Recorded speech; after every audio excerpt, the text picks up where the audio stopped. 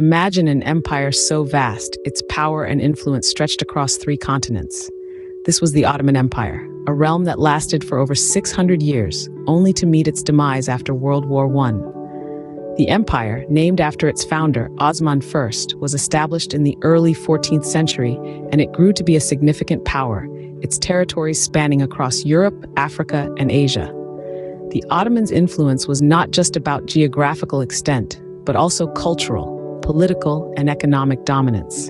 From the iconic city of Constantinople, now known as Istanbul, they ruled, shaping the course of history for many nations.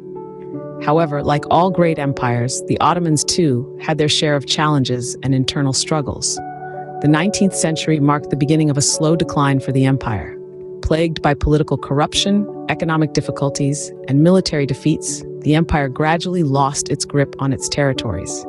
The struggles within were exacerbated by the pressures from without, the constant wars and conflicts with neighboring powers.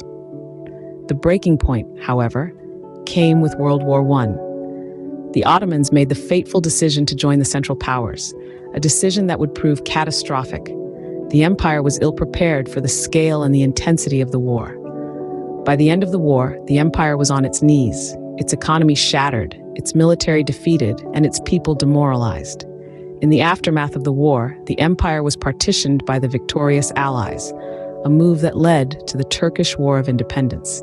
The war ended with the abolition of the Ottoman Sultanate and the establishment of the Republic of Turkey in its place. And so, the sun set on the Ottoman Empire, marking the end of a significant era in history, but the dawn of an equally intriguing one. In the twilight of the empire, a group known as the Young Turks emerged, driven by a desire for reform and modernization. The Young Turks, originally a secret society, began as an intellectual movement among the educated elite of the Ottoman Empire. Their name, derived from the Turkish phrase for pressure group, encapsulated their mission: to challenge the status quo and usher in a new era of progress. Their objectives were clear. They sought to modernize the empire, implementing reforms that would elevate it to the standards of its European counterparts.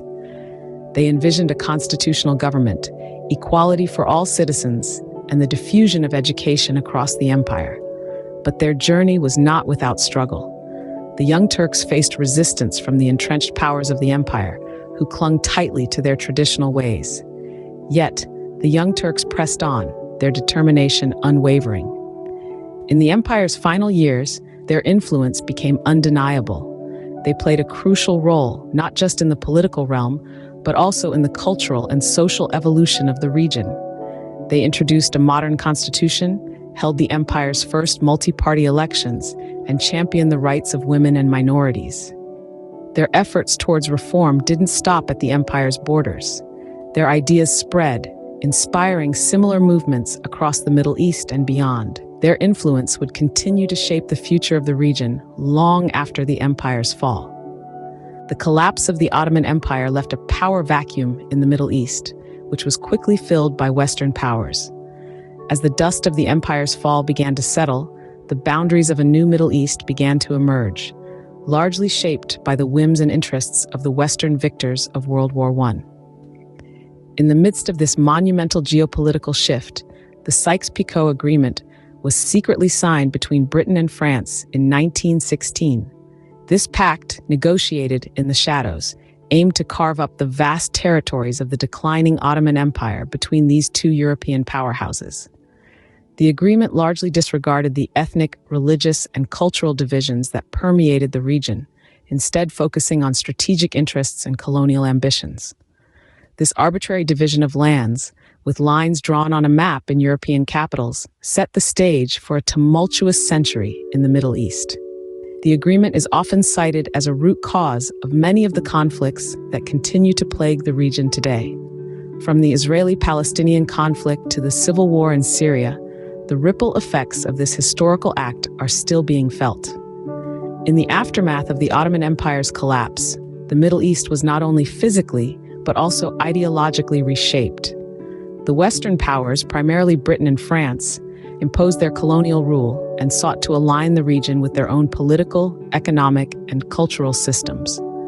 This period saw a significant shift in power dynamics, with many local leaders and communities feeling marginalized and disempowered.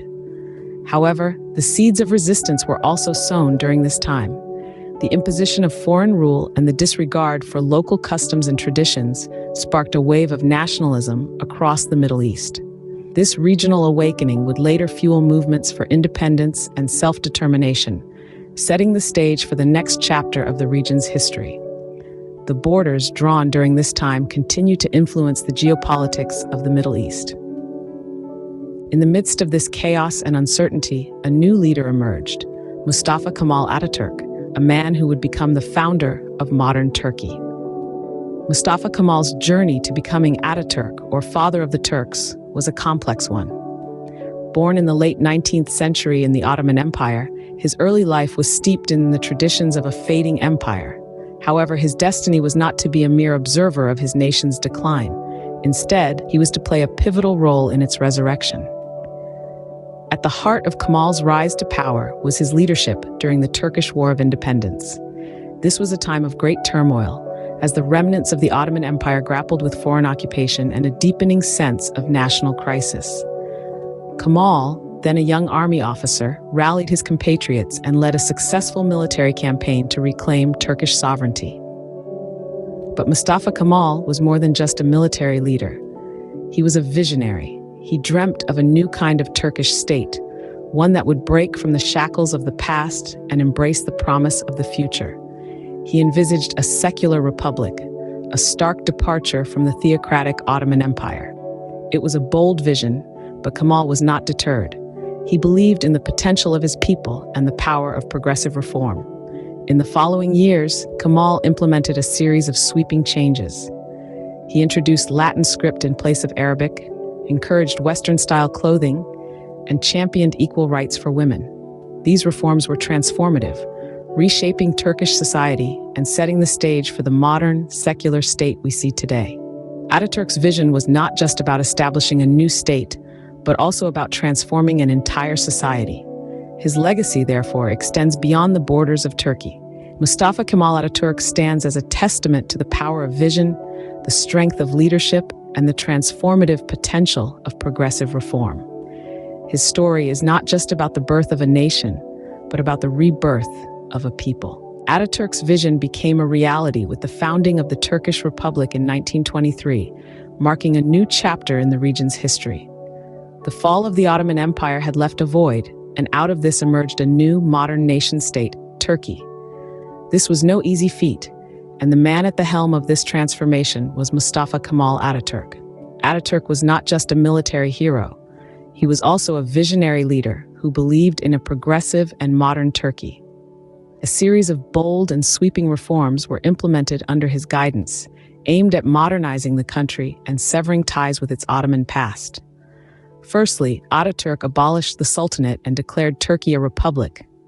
He then embarked on a mission to westernize the country, introducing the Latin alphabet, promoting secularism, and granting women the right to vote, among other reforms.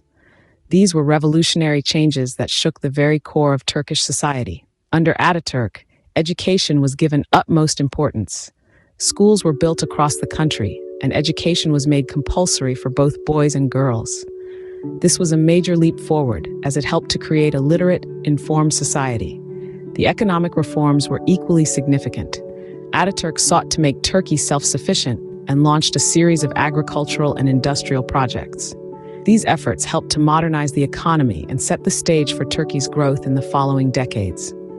Furthermore, Ataturk also sought to create a unique Turkish identity. He encouraged the use of Turkish in everyday life and even adopted a new surname, Ataturk, meaning Father of the Turks, symbolizing his role in the creation of the new Turkish state. The transformation from a sprawling empire to a modern nation-state marks an extraordinary period in history, one that continues to resonate today. Ataturk's legacy, the Republic of Turkey, stands as a testament to his vision of a modern, progressive nation, forever reminding us of the power of change and the resilience of the human spirit. From the ashes of the Ottoman Empire, a new nation arose, shaped by visionaries, marked by conflict, and molded by the need for modernization. We've journeyed through the dramatic fall of the Ottoman Empire, the the spark of the Young Turk movement, the reshaping of the Middle East, the emergence of the indefatigable Mustafa Kemal Ataturk, and the founding of a modern Turkish state.